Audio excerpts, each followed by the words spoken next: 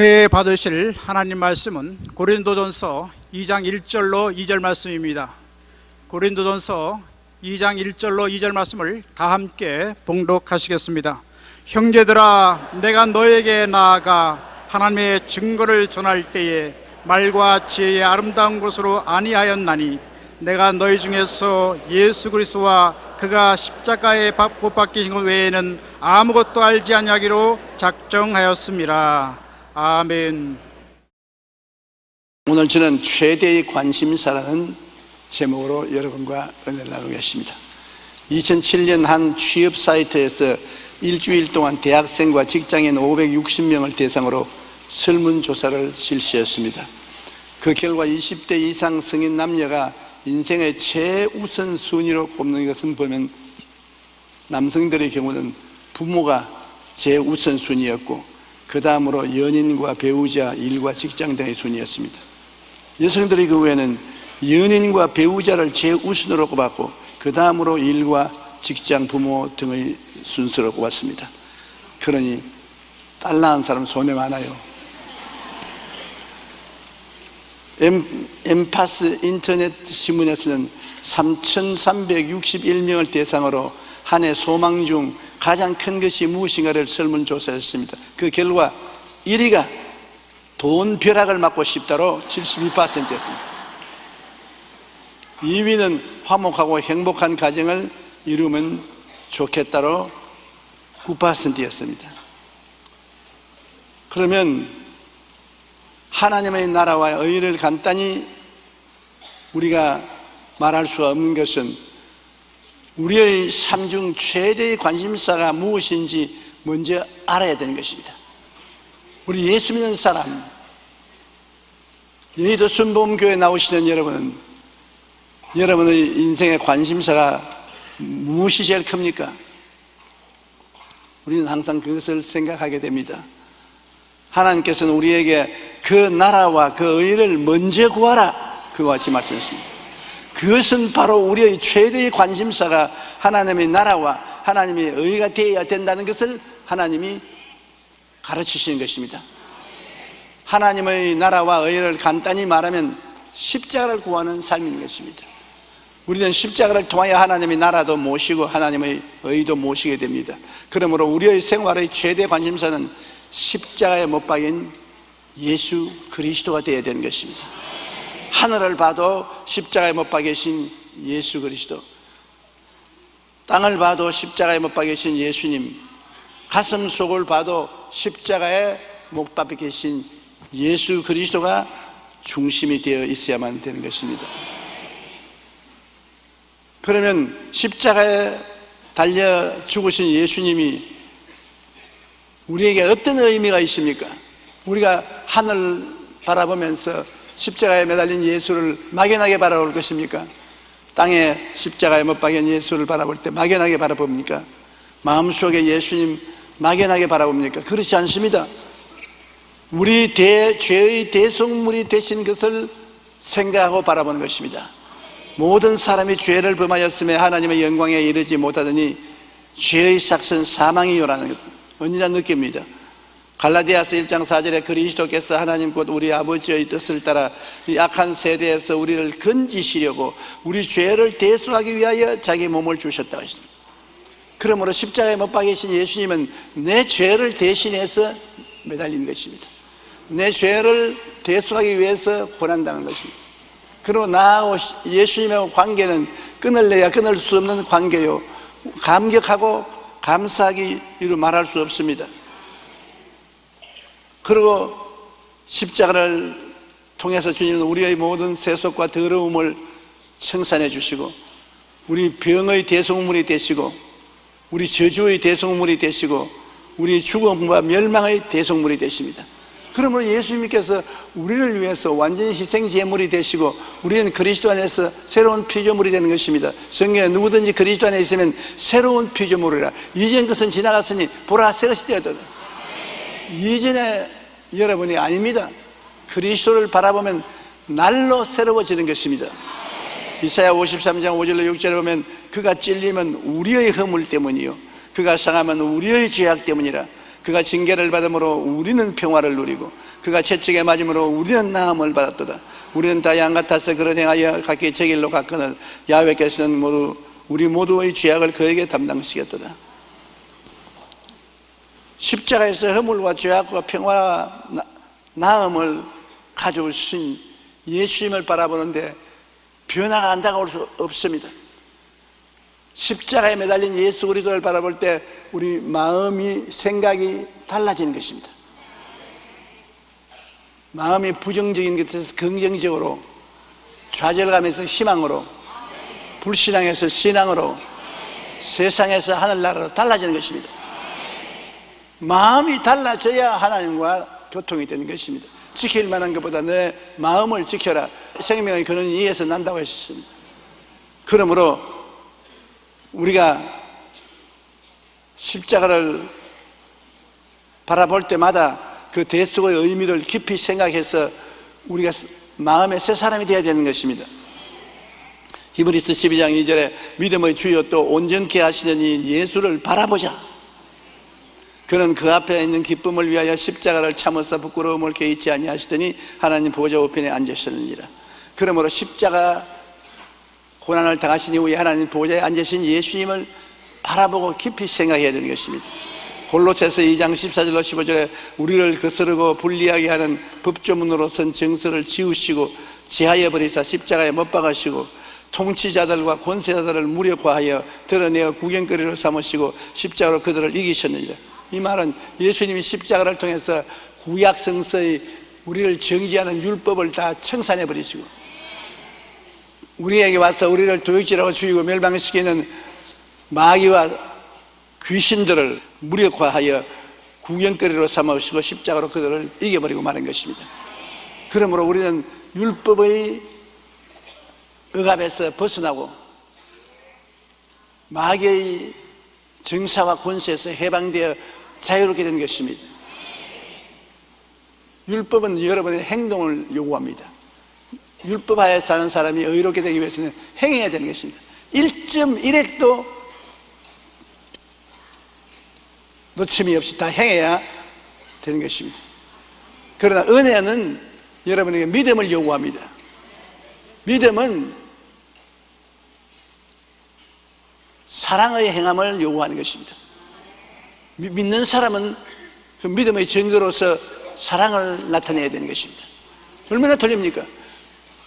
신약 시대에 구원받는 것은 믿음으로 사랑을 실천할 때 의롭다함을 입고 구약 시대에는 율법을 실천함으로 의롭다함을 입습니다. 의롭다함으로 입지 않고는 하나님 앞에 설 수 없습니다. 그러면 구약에는 율법 1.1핵이라도 어기면 하나님 앞에 못 서요. 그러나 신약 시대에는 주님을 믿음으로 구원을 받고 사랑을 실천함으로 하나님의 영접을 받습니다. 그렇기 때문에 믿음이라는 것이 신약에는 의롭게 되는 증거가 되는 것입니다. 그러므로 십자가를 바라볼 때마다 그 대속의 의미를 깊이 생각해야 되는 것입니다. 빅톨 위거가 쓴 유명한 소설 93라는 책에는 아주 인상 깊은 이야기가 있습니다. 프랑스 혁명 직후에 숲을 지나가던 병사들이 우연히 배고픔에 지친 어린아이 셋을 데린 어머니가 앉아 있었습니다. 그래서 병사들 중에 한 상사가 빵 한 덩어리를 끄집어내어서 그 어머니에게 주자 어머니는 지체할 시간도 없이 그 빵을 세 조각으로 나누어서 하나들, 둘째 아들, 셋째 아들에게 나누어 주었습니다. 그러니까 그 상사와 같이 그 광경을 보던 한 젊은 병사가 빵을 주던 상사에게 물었습니다. 저 여자는 배가 전혀 안 고픈가 봅니다. 빵을 받자마자 아들 서열에게만 나누어 주는 거 보니까요. 그래서 상사는 어깨를 딱 치면서 야, 이 사람아, 그게 아니야. 어머니가 왜 배가 안 고프겠어? 그러나 어머니의 배고픔보다 그 속에 있는 자식에 대한 사랑이 더 강했기 때문에 배고픔을 억제하고 자기를 희생하여 사랑을 따라서 빵을 나눠준 것이다. 그 말 참말이요. 어머니라고 빵 안 먹고 싶겠습니까? 그러나 어머니는 사랑 때문에 자기는 굶어도 자식들은 먹여야 되겠다고 빵을 나누신 것입니다. 하나님의 아들이신 예수님은 인류를 살리기 위해 우리의 죄와 더러움, 병, 저주, 죽음과 멸망의 대속물이 되어서 십자가에 달려 온몸의 물과 피를 쏟기까지 고통받으시고 죽으셨습니다. 어느 누가 십자가에 못 박여 고통당하고 죽고 싶었습니까? 예수님도 살고 싶었습니다. 예수님도 기도하시기를 하나님이 할 수 있으면 이 잔을 내게서 옮기시옵소서. 그런 내 뜻대로 마옵시고 아버지 뜻대로 하시옵소서. 예수님도 그 고통을 면하고 싶었습니다. 그러나 그러함에도 불구하고 고통을 걸머진 것은 그 고통이 괴로운 것보다도 여러분과 나를 사랑하는 사랑이 더 컸기 때문입니다. 내가 고통당하면 수많은 영혼을 살릴 수가 있다. 그들의 죄와 질병, 저주와 절망, 죽음을 청산할 수 있다. 그러므로 내가 죽고 저들을 살리자. 얼마나 놀라운 사랑인지 우리가 마음에 저리도록 느끼게 되는 것입니다. 예수님도 우리와 똑같은 인성을 가진 사람으로 오셨기 때문에 예수님도 지치고 피곤하고 배고프고 슬프고 기쁘고 똑같았습니다. 정말 예수님 십자가 걸머지기를 원치 않았습니다. 싫어했습니다. 그래도 걸머졌습니다. 우리에 대한 사랑이 얼마나 컸기 때문에 그 사랑에 끌려서 십자가를 걸머지게 된 것입니다. 마가복음 10장 45절에 예수님은 인자가 온 것은 섬김을 받으려 함이 아니라 도리어 섬기려 하고 자기 목숨을 많은 사람의 대속물로 주려고 함이라고 말씀하셨습니다. 그러면 예수님을 믿으면 우리가 어떻게 되는 것입니까? 십자가를 바라볼 때마다 우리가 알아야 될 것은 예수님을 바라보면 죄로 인하여 하나님 앞에서 쫓겨난 영혼이 죽음에 살아난다는 것입니다. 육체의 죽음이 우리에게 비극인 것처럼 영혼의 죽음은 더 큰 비극입니다. 에베소 2장 1절로 4절과 6절에 그는 허물과 죄로 죽었던 너희를 살리셨도다. 예수를 믿으시면 아멘 하십시다. 그러면 여러분의 허물과 죄가 사해지고 살아났습니다. 긍휼이 풍성하신 하나님이 우리를 사랑하신 그 큰 사랑을 인하여 허물로 죽은 우리를 그리스도와 함께 살리셨고 너희는 은혜로 구원을 받은 것이라. 또 함께 일으키사 그리스도 예수 안에서 함께 하늘에 앉히시니. 실제로 지금 여러분이 어디 앉아 있느냐? 하나님 보좌 옆에 앉아 있습니다. 영적으로 그런 상태입니다. 육체가 죽으면 여러분 영혼은 순식간에 아버지 보좌 있는 곳으로 올라가는 것입니다. 예수님의 은총으로 그렇게 된 것입니다.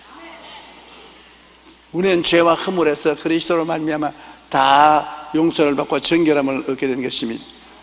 종교개혁자 마르틴 루터가 하루는 심신이 몹시 지치고 고통스러워서 침대에 누워 있는데 갑자기 마귀가 나타났습니다. 마귀가 나타나서 큰 두루마리를 펴서 보면서 허허허 웃으면서 읽어봐 합니다. 그게 보니까 마르틴 루터가 어릴 때부터 지금까지 지은 모든 죄가 소소난간으로 다 기록되어 있습니다.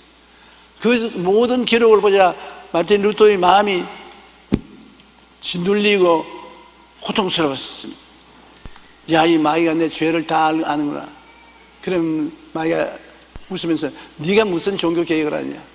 너는 지옥 가기에 딱 적당한 사람이다. 마음이 떨리고 두려워졌습니다. 그러나 갑자기 루터의 마음에 번개같이 깨달아지는 것이었습니다. 그는 큰 소리로 마귀를 향해 외쳤습니다. 마귀야, 내가 잊은 것이 하나 있다. 내 일생을 다 적을 때 마지막 한 사건을 적지 않았다. 그것은 내가 예수 그리스도를 믿어 그 보혈로 모든 죄가 다 용서받았다는 사실을 너는 적지 않았다. 예수 그리스도의 보혈로 나는 이미 모든 죄에서 깨끗해졌다는 것이다. 요한 1장 9절에 만일 우리가 우리 죄를 자백하면 저는 미쁘시고 이로우사 우리 죄를 사하시며 모든 불의에서 우리를 깨끗이 하실 것이라고 말했다. 그러자 참수하는 마귀가 순식간에 얼굴이 샛노라지더니만 도망을 치고 두루마리도 사라져버리고 말한 것입니다. 나의 죄를 씻기는 예수의 피밖에 없네. 다시 성취하기도 예수의 피밖에 없네. 그리스도의 보혈로 이긴 것입니다. 우리의 죄가 아무리 주홍 같을지라도 눈같이 희어지고 아무리 진홍같이 붉을지라도 양털같이 희게 될 수 있는 것은 예수님이 우리를 위해 십자가에 달려서 피 흘리시고 대신 죽으시기 때문입니다. 그러므로 우리는 십자가를 바라보며 죄로 인해 영혼이 죽은 데서 회복되었다는 사실을 인식해야 되는 것입니다. 십자가를 바라볼 때마다 나는 죄와 불의, 추악과 저주, 절망과 죽음에서 해방이 되고 자유를 얻게 되었다는 것을 우리가 느껴야 되는 것입니다. 저주받아 가시와 은극히가 무성한 땅에 다시 축복이 회복되어야 되는 것입니다. 우리나라가 6.25 사변 났을 때 얼마나 황폐하게 됐는지 그때를 지나지 않은 사람은 상상을 못합니다. 저는 부산 부두에 서서 그때 중학생이었으니까 우리나라의 형편을 살펴보고 다 희망이 없다고 생각했습니다. 이 나라의 희망은 다시 없다. 다 거지고 모두 다 헐벗고 굶주리고 모두 다 배우지 못하고 모든 교육시설은 파괴되고 우리의 희망이 어디 있느냐. 그 다음 제가 신학 공부하기 위해서 서울에 왔을 때 서울의 종로 내거리에 나가면 다 무너진 건물밖에 없습니다. 서울 어느 곳에나 사람 사는 도시 같지 않습니다. 어디에서 손을 대어서 도시를 건설하고 삶을 재건할지 알 수가 없을 정입니다. 정말 가슴이 아파서 하나님께 울었습니다. 하나님, 이 나라에 살 희망이 없으니 나도 잘 사는 나라에 가서 살게 해 주시옵소서. 그렇게 몸서리치는 나라였습니다. 그런데 그 한 5, 60년 세월, 짧은 세월에 우리나라가 이렇게 발전될 줄 누가 알았었습니까? 이렇게 부강한 나라가 될 줄 어떻게 알았습니까? 세계에서 조선은 제일 조선 왕국이요. 철강도 제일이요. 자동차는 5째인가 6째인가 가고 IT 제품은 세계를 석권했고 이제 원자로조차 불란서를 누르고 이기고 아랍에미리트에 들어가고 앞으로 좋은 일이 또 더 생길 거예요.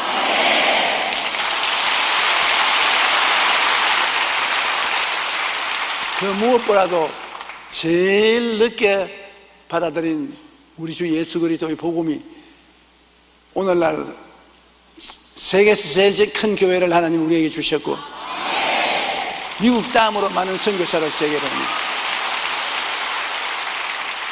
미국 다음으로 온 세계 선교사를 많이 보내요. 그러니 하나님이 이 한국에 얼마나 큰 축복을 주셨습니까? 성경 그대로입니다. 사랑하는 자여 내 영혼이 잘됨 같이 내가 범사에 잘되며 강건하기를 강건하라. 영혼이 그렇게 잘 되니까 하나님이 웃으시고 범사에 잘 되라. 그리고 강건하라.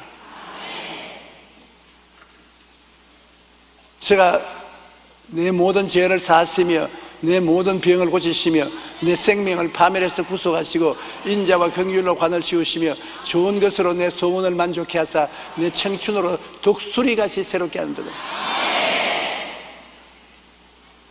정말로 하나님이 놀라운 은총을 우리에게 주신 것입니다. 갈라디아서 3장 13절에 그리스도께서 우리를 위하여 저주를 받은 바 되사 율법의 저주에서 우리를 속량하셨으니 기록된 바 나무에 달린 자마다 저주 아래 있는 자라 했습니다. 하나님이 십자가를 통해서 우리 저주를 다 청산하시고 그 청산한 은혜가 지금 한국에 쏟아지고 있는 것입니다.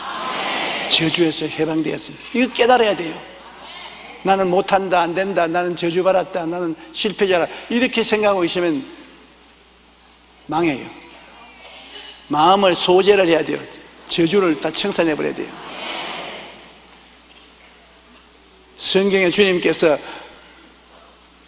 입으로 들어가는 것이 우리를 더럽게 하는 것이 아니라 입에서 나오는 것이 우리를 더럽게 한다. 그게 무슨 말입니까? 입에 들어가는 것은 음식입니다. 음식은 들어갔다가 변으로 나와버리면 그뿐입니다. 그러나 속에서 나오는 것은 원망, 불평, 탄식, 미움, 좌절, 도적질, 음란, 간음, 온갖 더러운 것이 속에서 나옵니다. 이 속이 청산 안 되고는 하나님의 역사 일어날 수 없는데, 이 여러분의 속을 뭐라 청산합니까? 십자가로 청산하는 것입니다. 예수님이 십자가 보혈로 여러분의 속 사람을 깨끗이 청산해버리고 마른 것입니다. 그러므로 속에 죄도 청산해버리고 불의도 청산해버리고 저주도 청산해버려야 되는 것입니다. 고린도후서 8장 9절에 우리 주 예수 그리스도의 은혜를 너희가 알거니와 부유하신 자로서 너희를 위하여 가난하게 되시면 그의 가난함으로 말미암아 너희를 부유케 하리 하십니다. 하나님이 부자 미워하지 않습니다. 사람들은 자꾸 생각하기를 부자가 되면 지옥 간다. 돈을 사랑함이 일만함의 뿌리죠. 돈을 사랑하면, 하나님보다 돈을 사랑하면, 그러나 돈을 벌어서 하나님을 사랑하는 데 서면 천국에 가고도 남음이 있는 것입니다. 하나님은 여러분이 돈을 벌어서 그 돈으로 하늘나라를 위해서 일하기를 원하시는 것입니다. 그렇기 때문에 예수님이 우리를 위해서 가난하게 되시면 그 가난함으로 인하여 우리를 부유케 되게 하려며 우리 부자 만들려고 예수님이 이 땅에 내려와서 그렇게 가난하게 되었다는 것입니다. 이런 말씀을 우리가 깊이 생각해야 되는 것입니다. 미국 연방수사국 FBI에서 가장 잔혹한 유아 살해범을 대상으로 조사했더니 그들에게 공통적으로 나타난 것이 교회에 가본 적이 없고 폭력적인 게임이나 TV에 빠져 있었다는 것입니다. 12년간 조사한 은행 강도들의 공통점도 교회에 가본 적이 없이 도박과 마약에 빠져 있었던 것과 대부분이었습니다. 이것은 하나님을 믿지 않으면 결국 죄의 유혹에서 헤어나지 못하고 마귀의 종로를 하게 된다는 것을 보여주는 것입니다. 그런가 하면 1915년부터 2005년까지 90년간 물리, 화학, 의학 등 자연과학 분야에서 노벨상을 받은 사람이 모두 400명인데 그들 종교 분석을 해보면 기독교가 65%, 유대교가 22%, 천주교가 11%, 불교는 0.9%, 마호메토교는 0.1%였습니다. 400여 명의 노벨상을 탄 사람의 수의 65%는 예수 믿는 사람이었습니다.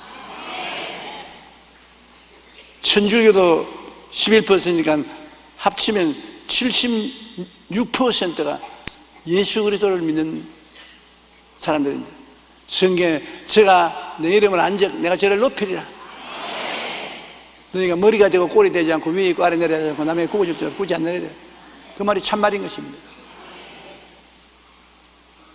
미국의 아동심리학자이며 하버드 대학 정신의학과 교수인 로버트 콜스 박사는 미국에서 성공한 사람, 정치인, 사업가, 학자 등 3,000명을 조사하여 이들의 공통점인 성공 요인을 분석했습니다. 그 결과 이들의 성공의 공통 요인으로 첫째, 성경을 많이 읽었고 둘째, 예배에 잘 참석했다는 것입니다.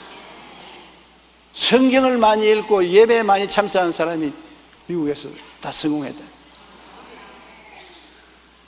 여러분 지금 예배에 참석하고 있는 것이 성공의 틀을 닦고 있는 것입니다. 오늘의 만나를 집에 사다가 책상 위에 얹혀놓고 구경만 하고 안 읽거든. 읽어야 돼요. 성경 구경만 하고 안 읽으면 소용이 없지요. 오늘의 만나는 하루 양식을 주도록 적당히 만들어 놨기 때문에 읽습니다. 그 각오를 하고 결심을 해야 됩니다. 왜냐? 저도 각오를 하고 결심을 해야 읽습니다. 나중에는 시간이 없어서 미루다가 잠들기 전에 꾹꾹 졸면서라도 읽고 자야 되는 것입니다. 우리가 하나님을 떠나 저주 가운데 있으면 결코 성공적인 삶을 살 수 없습니다. 십자가에 달려 저주를 청산하시고 아브라함의 복을 가져오신 예수님을 바라보고 믿을 때 우리는 축복과 형통의 삶을 살아갈 수가 있는 것입니다. 병들어 죽어 흙이 되어서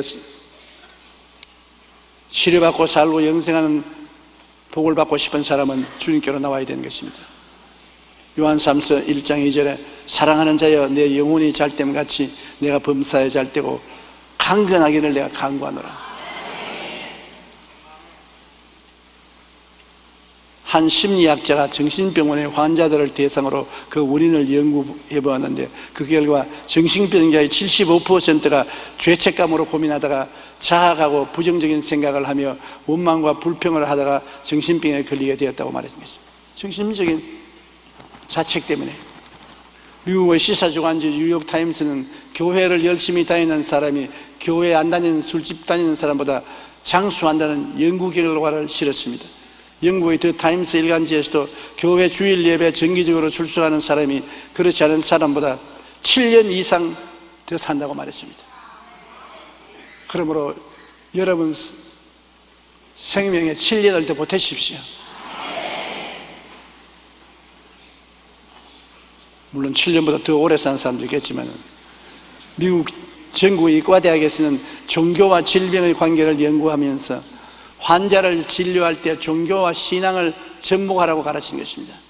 18세기 영국의 희극 작가인 조지 쿨먼은 모든 의사를 찾아가도 고치지 못한 병이 있으면 그리스도에게 나오시야 그리스도를 믿는 믿음만 가지고 나오느라 그대의 병은 완전히 고침을 받으리라고 말한 것입니다. 여러분, 예수 그리스도의 십자가 대속의 은혜를 굳게 믿으면 우리는 병들고 죽어 흙이 되어 가는 데서도 치료받아 살고 영생하는 복이 회복된다는 사실을 알아야 합니다. 이것이 하나님 창조의 근본으로 돌아가는 것입니다. 그리고 십자가를 바라보면 하나님이 우리 속에 있는 귀신을 쫓아내고 성령을 보내주시는 것입니다. 십자가를 쳐다볼 때마다 성령이 오신 것을 감사해야 되는 것입니다. 성령은 바람과 같습니다. 푸뉴마토스라는 것은 성령이라고도 말하고 바람이라고도 번역합니다. 바람은 곁에 있어도 안 느낍니다. 속에 들어왔다 나왔다 숨 쉬어도 있는 줄을 느끼지 않습니다. 성령이 그와 같습니다. 너와 함께 있을 것이요 너희 속에 계실 것이요. 십자가의 은혜로 성령을 하나님 보내주시는데 디오스 3장 5절로 7절에 우리를 구원하실 때 우리가 행한 바 의로운 행위로 말미암지 아니하고 오직 그의 긍휼하심을 따라 중생의 시험과 성령의 새롭게 하심으로 하셨나니 우리 구주 예수 그리스도로 말미암아 우리에게 그 성령을 풍성히 부어주사 우리로 그의 은혜를 힘입어 의롭다 하심을 얻어 영생의 소망을 따라 상속자가 되게 하리라. 여러분, 구약의 의로움은 율법을 행해야 된다고 했지 않습니까? 신약의 의로움은 예수님을 믿고 성령의 인도를 따르면 되는 것입니다. 신약에는 예수님이 이런 법을 지켜라 그런 십계명 같은 거 주지 않았습니다. 구약에는 야훼 하나님을 믿는 사람은 십계명을 꼭 지켜라, 꼭 지켜라. 한 1.1획도 틀리면 지옥이다, 지옥. 신약에는 그런 것이 없습니다. 누구든지 저를 믿으면 멸망하지 않고 영생을 얻으리라. 그러고 나면 성령을 보내셔서 우리의 법은 성경에 적어놓은 율법이 아니라 우리 속에 들어온 성령이 우리의 법인 것입니다. 성령의 생명의 법이 죄와 사망의 법에서 우리를 해방하심이라. 여러분이 하나님께 엎드려 기도하면 성령이 여러분의 생각과 양심을 통해서 말씀하는 것입니다. 내가 기도하면 기도만 할 거 아니라 기다리면 내 생각을 통해서 내 양심을 통해서 성령의 음성이 떠옵니다. 성령의 생각이 우리 생각과 양심을 통해서 오면 그걸 따라서 행하라는 것입니다. 그러면 우리가 하나님의 상속자가 될 수 있는 것입니다. 성령을 또 보혜사라 그러죠. 보혜사라는 것은 우리를 돕기 위하여 하나님께로부터 보내심을 받은 자는, 성령은 여러분을 돕기 위해서 와 계신 것입니다. 요한복음 14장 16절로 17절에 내가 아버지께 구하겠으니 그가 또 다른 보혜사를 너희에게 주사 영원토록 너희와 함께 있게 하시리니 그는 진리의 영이라. 세상은 능히 그를 받지 못하니 이는 그를 보지도 못하고 알지도 못함이라. 그러나 너희는 그를 아나니 그는 너희와 함께 거하시며 또 너희 속에 계시겠습니다. 영원히. 그러니까 예수님이 십자가에서 돌아가시고 난 다음에 오신 성령은 영원히 여러분과 같이 계신 것입니다. 시간이 없습니다. 새해가 왔다고 사라지는 것이 아니라 영원히 우리와 같이 계신 것입니다. 보혜사 곧 아버지께서 내 이름으로 보내실 성령 그가 너희에게 모든 것을 가르치고 내가 너희에게 말한 모든 것을 생각나게 하시리라. 제 설교를 듣고 있으면서도 성령 보혜사시여 조용기 목사 설교를 깨닫게 해주시옵소서. 마음에 그렇게 부탁을 하면 여러분 내 설교가 귀에 쏙쏙 들어올 것입니다. 성령이 우리 마음속에 깨닫게 해주시는 것입니다. 그러므로 우리는 성령으로 말미암아 은혜 시대에 살고 있습니다. 제가 서대문에서 목회할 때 잠시 율법주의자가 되었었습니다.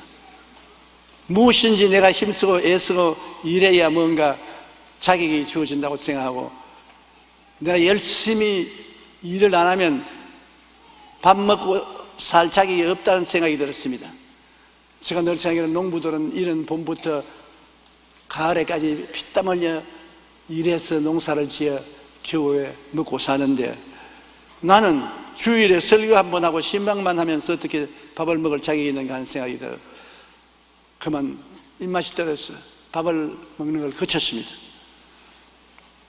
물을 마시고 굶기 시작하는 것입니다. 의지롭고 다리가 떨려도 내 마음속에 너는 밥 먹을 자격이 없다. 농부들처럼 저렇게 힘든 일을 하고 노동자처럼 힘든 일을 한 결과로 밥을 먹을 자격이 있지, 너같이 설교 한번 하고 신방하고 밥 얻어 먹으면 그건 도둑놈이다.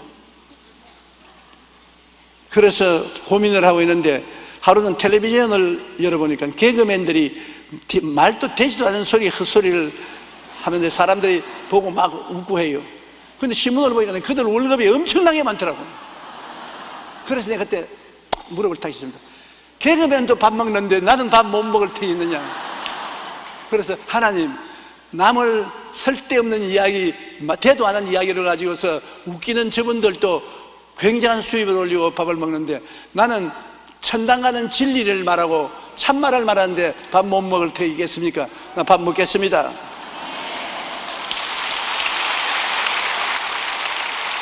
그때 마음속에 성령이 이렇게 말씀했습니다.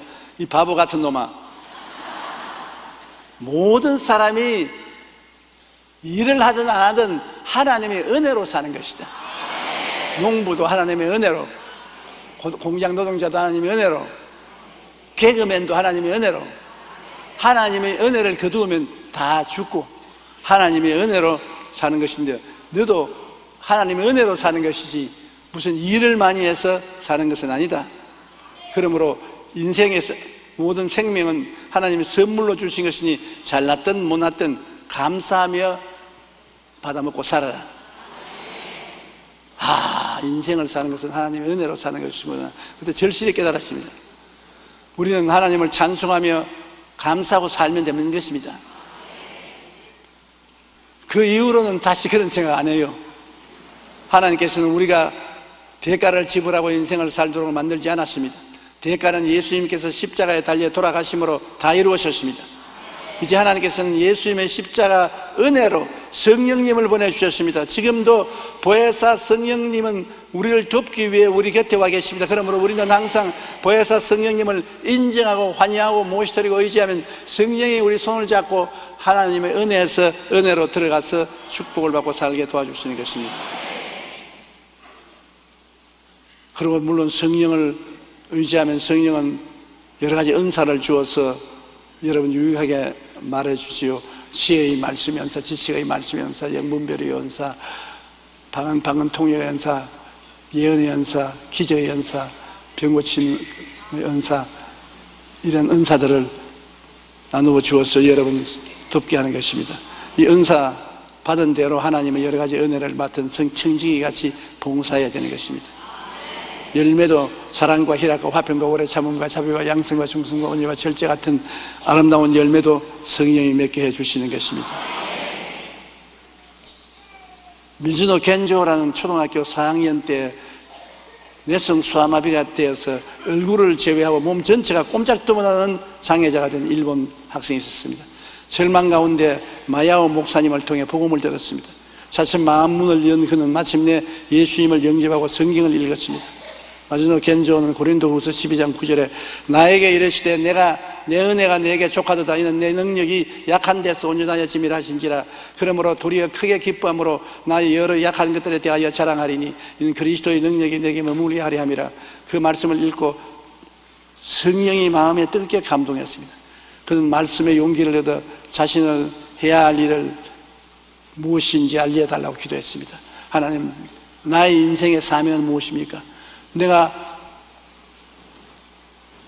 눈만 움직일 수 있는 이런 병신이 됐는데 내 할 일이 뭡니까? 그러니까 그 마음속에 시를 적어라. 시를. 말도 못하는 상황이기 때문에 벽면에 시력 경사판처럼 일본 히라가나를 붙여놓고 엄마가 그걸 가르치면 눈을 깜짝깜짝하면 그걸 쓰고 또 이러면 그걸 안 써. 그래가지고서 시를 짓는 것입니다. 이렇게 쓴 그 시를 빙점의 작가 미우라 아야코가 선정하여 시집으로 만들었습니다. 그 시집은 고통에 처한 사람들에게 커다란 감동과 용기를 줍니다. 그 중에 내 마음속에라는 시는 저도 읽고 굉장히 감동을 느꼈습니다. 한번 들어보세요. 요거 한 줄 쓰는데 하루 걸립니다. 엄마가 기억을 취하면 맞으면 눈 깜짝깜짝하고 아니면 이렇게 해서 글을 쓰는 것입니다. 내 마음속에 희망이 있다. 그건 그리스도가 부여해 주신 것. 고뇌할 때 변하지 않아 보이지 않는 것 기다리는 희망이. 내 마음속에 기쁨이 있다. 그건 그리스도가 부어주신 것. 세월이 흘러도 사라지지 않아 이 세상에서도 얻을 수 없는 기쁨이. 내 마음속에 나가야 할 길이 있다. 그건 그리스도가 열어주신 것. 빛이 없어도 어둡지 않아 그 나라에는 즐거운 길이. 완전히 식물인간 같은 그 사람이 그리스도를 받고 난 다음 마음에 기쁨이 있어야 하는 시를 지었는 것입니다.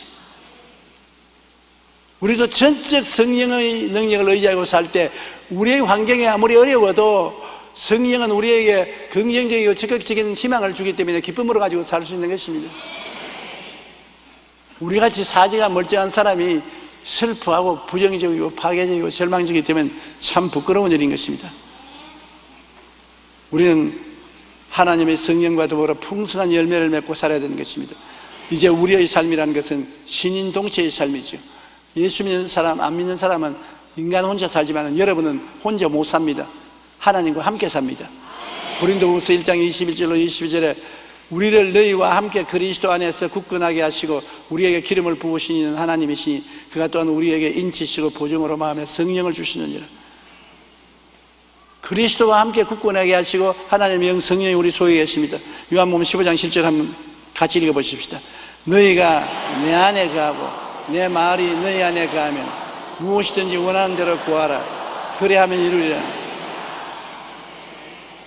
우리가 주님 안에 거할 수 있으니까 주님이 우리와 같이 있어야 안에 거하지 뭐 도망쳐 버리는데 어디 안에 들어갑니까?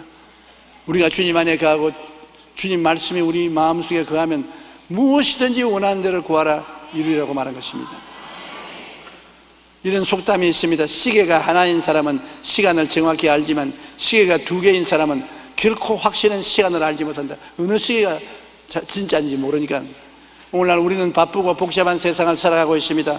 어떤 목표를 설정해도 목표에서 벗어나가는 경우도 많고 때로는 초심에서 벗어난 인생을 그르치는 경우도 많습니다. 이러한 시대에 신앙인들에게 존경받는 인물인 도지어 목사님은 이렇게 말했습니다. 하나님을 만나는 것, 하나님을 사랑하는 것을 삶의 최우선으로 생각하라. 그러면 삐뚤은 길로 가지 아니하리라. 우리는 어떻게 살까요? 하늘을 쳐다보고 십자가를 바라보며 땅을 쳐다보고 십자가를 바라보며 내 마음속을 들여다보며 십자가를 바라보고 십자가에서 주님이 우리에게 주신 오중보험과 삼중 축복을 묵상하며 그 십자가 중심으로 사는 삶이 있으면 우리는 다른 삶의 도움이 필요가 없습니다.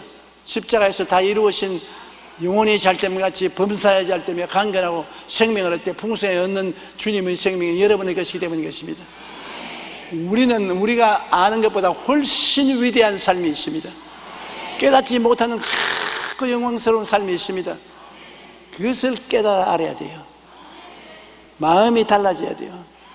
이게 썩고 더러운 것을 다 쫓아내고 십자가로 씻어버리고 우리 이 마음이 십자가를 통하여 달라지면 오중복음이 넘쳐나고 삼중축복이 충만해지고